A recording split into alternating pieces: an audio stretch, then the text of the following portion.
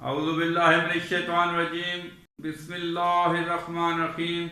तमाम हम्दुस्सना ज़ात बारी ताला के लिए कि जिसके कब्ज़े कुदरत में हम सब की जान है, और तमाम तरीफ़े और दुरूद और सलाम मोहम्मद वाले मोहम्मद के लिए कि जो वजह तख्लीक़ कायनात हैं। नाज़रीन कराम, मैं हूँ आसिम मुनकलियार और आप देख रहे हो मेरा यूट्यूब चैनल। नाज़रीन कराम, आज मैं जिन अहम मौज़ूआत पे बात करूँगा वो हैं कि नया आर्मी चीफ कौन होगा, आर्मी सीनियर अफसरान की तहलका खेज प्रेस कॉन्फ्रेंस, और आर्मी ऑफिसर्स को मुतनाज़ा क्यों बनाया जा रहा है। नाज़रीन इकराम, सबसे पहले मैं जिस मौजू पर बात करूँगा वो ये है कि कल रिटायर्ड आर्मी ऑफिसर्स ने एक तहलका खेज प्रेस कॉन्फ्रेंस की, जिसमें तमाम सीनियर जो थे रिटायर्ड फौजी अफसरान वो शामिल थे। जनरल फैज़ सयालवी साहब ने इसकी सदारत की और उसमें उन्होंने ये सवाल किए, और जनरल फैज़ सयालवी ने ये चीज़ कही कि अभी तक हैरान है कि अभी तक आर्मी चीफ की समरी क्यों नहीं आ सकी और उसको डिले क्यों किया जा रहा है। मेरिट पे जब बात आई तो उन्होंने कहा कि वजीर जो दाखिला है उसको क्या पता है कि मेरिट पे कौन आ रहा है। वजीर आज़म शहबाज शरीफ, उसको क्या पता मेरिट पे क्या कर रहा है, या इमरान खान, उसको क्या पता है कि मेरिट पे कौन आ रहा है। अगर मेरिट पे तैनाती करनी है तो उसका उस इदारे का सरबराह बता सकता है कि मेरिट पे कौन आ रहा है, क्योंकि जो सरबराह होता है इदारे का उसको पता है कि कौन सा आदमी उनके मेरिट पे आ रहा है। नाज़रीन किराम, दूसरी बात के नया आर्मी चीफ कौन बनेगा। नाज़रीन किराम, इस वक्त अगर आर्मी चीफ के हवाले से देखा जाए तो जनरल कमर जावेद बाजवा के बाद जो सबसे सीनियर हैं वो जनरल आसिम मुनीर, फिर general Syed Shamshad, general Aamir Kayani, general Nawaz और जनरल फैज़ हमीद हैं। नाज़रीन कराम, जनरल आसिम मुनीर, उन्होंने जनरल बाजवा साहब से 2 दिन पहले रिटायर होना है।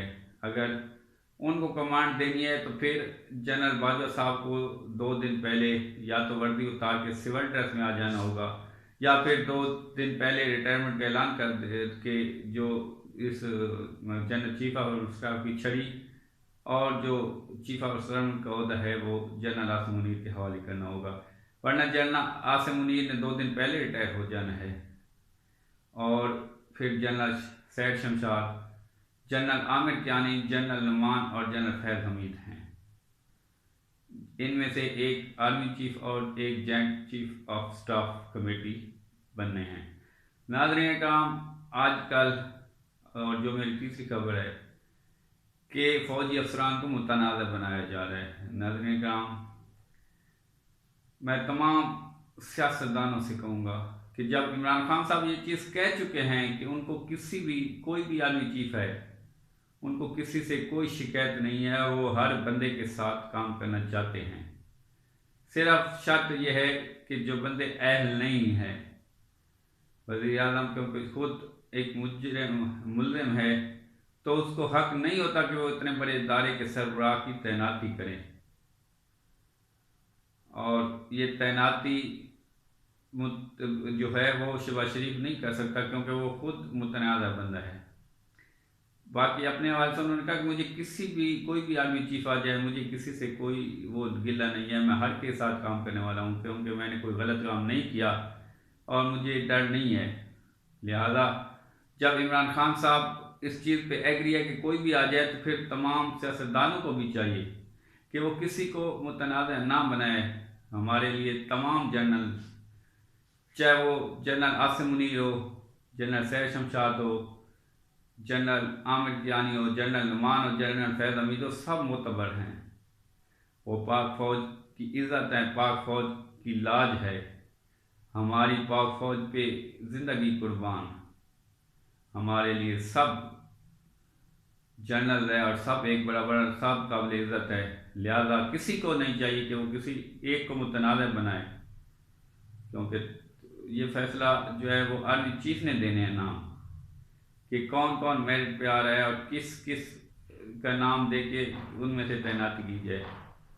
लिहाजा जो अवाम क्या सराहियाँ कर रही है, उनको चाहिए कि वो सोचे ये फ़ौजी जर्नैल हमारे मुल्क की इज़्ज़त है, इनकी वजह से हमारे मुल्क की बका है और हमें अपनी बका बहुत ज़्यादा अजीज़ है।